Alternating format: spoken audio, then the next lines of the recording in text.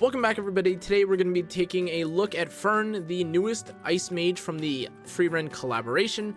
She looks pretty interesting, pretty cool, and honestly, in a sea of several DPS that have already been released, I think that Fern may actually be one of the most insane, especially for the Fern collab. That said, we'll break down everything in terms of maybe her potential partners, where I find use for her. Without further ado though, let's get into it. The first thing we should talk about when it comes to Fern though is actually her stats. Similar to, but a bit different than Fern herself, she does have a decent amount of crit rate. She has a decent amount of crit damage as well. However, to add to this, her attack is also relatively high. Now, although in the past, there are some characters that will get something like crit rate or crit damage, one or the other, this is actually a character that gets it all. They have 1300 basically, or 1286 attack, 27 crit rate, 160 crit damage, and they also, like the other Fern collab characters, have 17 crit rate built in. Or rather, I should say that you could get from your self-imprint. Now, to add to this, in terms of her actual skills, her first S2 passive reads that she starts the fight with 3 focus. This will increase her speed by 15% and 20% per focus, and when successfully evading, she consumes 1 focus and decreases skill cooldowns by 1 turn. Now, this by itself is already ridiculous, because again, if you pair this with a character like Fern, this basically means that you can start the game or start the fight with something like, what, 5 times, yeah, literally 100% evasion and 75% speed. I can't even, like, begin to explain how insane value that is in terms of stat, but keep in mind, of course, that there are characters that prevent you from using focus. So, though there is a very clear, I would say, strength to the fact that she's getting 100% evasion and potentially 75% speed just from existing, you know, there is obviously some counterplay to this. Now, to add to this, when you successfully evade, you consume 1 focus and you decrease skill cooldowns by 1 turn. Now, this is probably a bit more, I guess, like, I would say a bit more of the counterplay side compared to something like Afternoon Soak Flan, where sometimes if the Flan just isn't taking turns, she's just going to stay there and never get hit. By comparison, Fern now can technically be counterplayed a little bit if you just keep hitting into her and hitting into her and hitting into her, kind of similar to, or in a similar sense to how people deal with Sylvan Sage Vivian. That said, again, 75% evasion and 100%, or sorry, 75% speed and 100% evasion at the start of turn is crazy. Now, to add to this, she has a pretty insane and damage nuky skill 3. Now, her skill 3 reads, first and foremost, it grants her an attack buff for 1 turn. Then she AoEs, or rather, then she single targets an ability or single targets an enemy with the spell to kill demons, and this has a 70% pen built into it. Now, this damage scales proportional to the caster speed, which is already pretty, like, honestly, pretty ridiculous. However, it is worth mentioning here that this begins battle with a full skill cooldown count. Now, this, of course, means that unless if you take someone like a Rom, or unless if you take several hits, you aren't able to actually use this ability, and otherwise you'll actually have to use her skill 1, which is okay, but honestly not amazing. Now, obviously, I see tons of ways to bypass this. I also see there being plenty of ways where you can either now run Fern as a fast character to try and get as many turns as possible, or I could also see you obviously running her a bit slower, tankier, getting hit a couple times, being evasion, or using something like Milim, and again, being able to reduce the cooldown of your skill 3. Now, on the topic of her skill 3, this is not really something to scoff at. It does deal a pretty respectable amount of damage.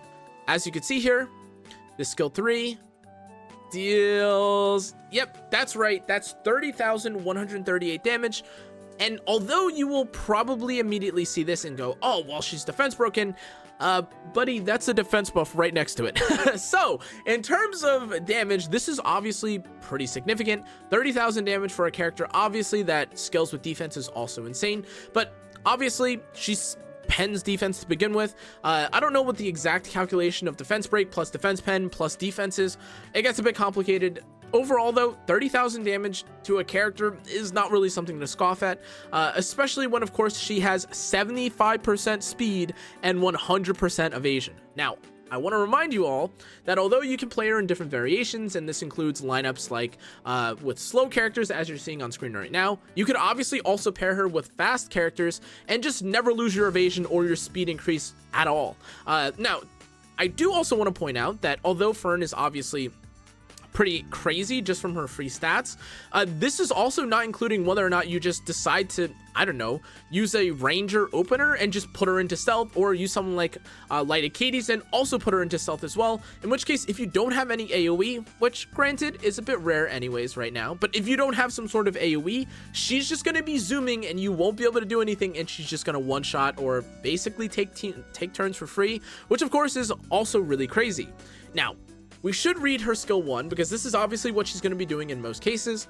And as you're seeing here, this first off also grants her an attack increase every single turn, which is okay. Like, honestly, kind of great, honestly. But however, to add to this, when her focus is above 3, she decreases her skill cooldowns by 1 turn, and this also scales proportional to the caster's speed. Now, if you soul burn this ability, you can actually AoE and attack all enemies, and she also cannot be counterattacked with this soul burn. Now, in terms of how much damage this ability does, you may be curious, and sorry, spoiler alert, a bit for what you're seeing here, but this is not also a weak ability. Now, as you're about to see here in a moment, if you were to tell me that Fern does like very little damage, and then once she gets her S3, she nukes, that would make sense conceptually.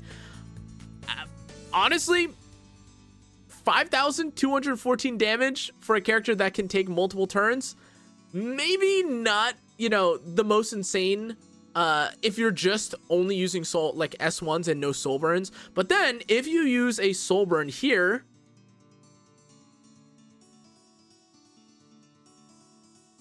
okay, like, you know, it's not going to necessarily blow your socks off. Like, yes, of course, this is a character that has 9,300 health, and of course is not, you know, an insane giga tank where you can't one-shot her through some means.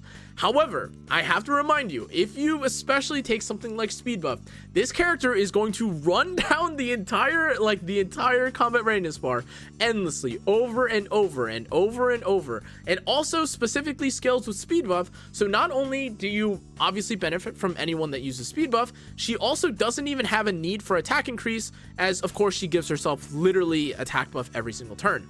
To add to this, in terms of how easy or how difficult it'll be to actually deal with a character that's running that fast, this is also assuming that you're able to hit them and that they don't have something like Lady of the Scales' Mercedes invulnerability, they don't have an Arunca on the team, or any other number of ridiculous thing that you can possibly imagine. This also includes being or dealing with characters like Witch of the Mere Tenebria, who can put your entire team to sleep. The possibilities are endless, but now we should actually talk about this artifact. Now, this artifact is okay, honestly. It's decent, not amazing. Honestly, I don't really know if this is something that I'd recommend to most players. Just because, again, a 50% attack buff shield is okay. It is admittedly a 2-turn barrier, and it can be activated once per turn. However, in terms of what you'll actually end up using, I could imagine, of course, people using something like Book if you want to be able to soul burn every turn. I could also imagine, I could also imagine someone using something like a more DPS oriented artifact like Symbol of Unity, giving her a bit of tankiness with Proof of Valor, giving her basically any sort of tank or DPS artifact instead of her own.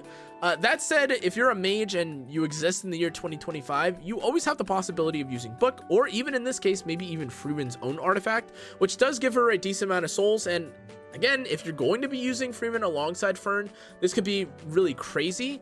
But before we go further and talk about Fern's own value, Fern is actually the character that I think will probably end up used the most alongside Freeman, just because not only does this insane focus feel amazing, you should also keep in mind that in terms of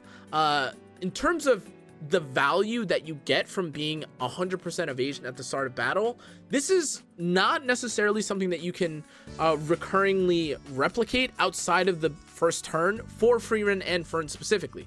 What I mean by this is that although some people, for whatever reason, are insinuating that the 40% resource increase for Freeman is permanent throughout the entire battle, as far as I understand, that isn't the case, and therefore that actually, I would say, kind of makes this not necessarily worse, but it adds even more urgency or value to having this, and again running like a specific setup with Fern where you're fast, you're able to hide, you're able to one-shot or eliminate a target quickly by taking multiple turns, or in some cases, again, you may end up using something like a Freerun Fern and a mid comp, or a Freerun Fern and Lidica comp where you push back any character that can AoE, and otherwise just have Fern speed down and race down the the combat readiness or the timeline bar.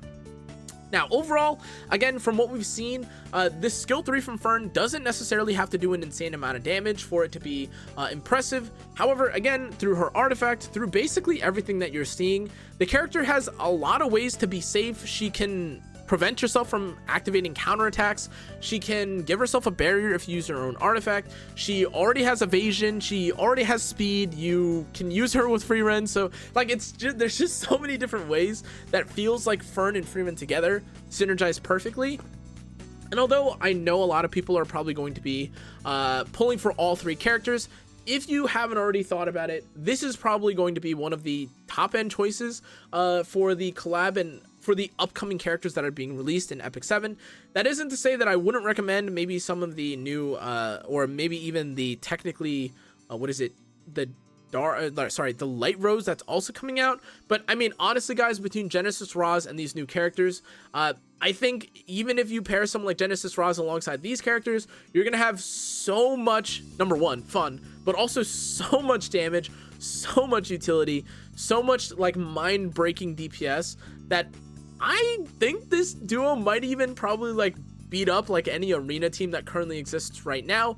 But of course, and as a reminder, this is a character that of course works and is countered by focus preventing characters. So if you are someone like Solitaria, or if you're afraid of characters that can suck up or reduce any sort of resource, this is obviously a character that you'll have to be careful of, or I guess you should just be weary of this. But otherwise, I think Freerun and Fern, especially for cleave or fast aggressive teams, is definitely going to be insane. And with this, guys, honestly, I have nothing else to say. I think they kind of cooked for the Freerun collab. Fern, their animations, even between Stark, Freerun, and Fern, all their animations look amazing. I think they're going to have good usage.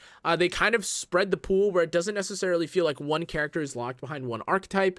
Yes, they are all technically DPSs, which I don't think is necessarily a bad thing, honestly. They all are kind of damage dealers, like damage dealing feeling as characters anyways. So in any case, I think this is probably one of the best looking collabs that E7 has seen, at least at a base when it comes to characters. But we'll see in terms of the actual event and what we're being given for how cool this actually is. But in any case, guys, that's going to be it for today's video. Thanks again for watching. I'll see you on the next one. Stay safe, stay healthy. Good night.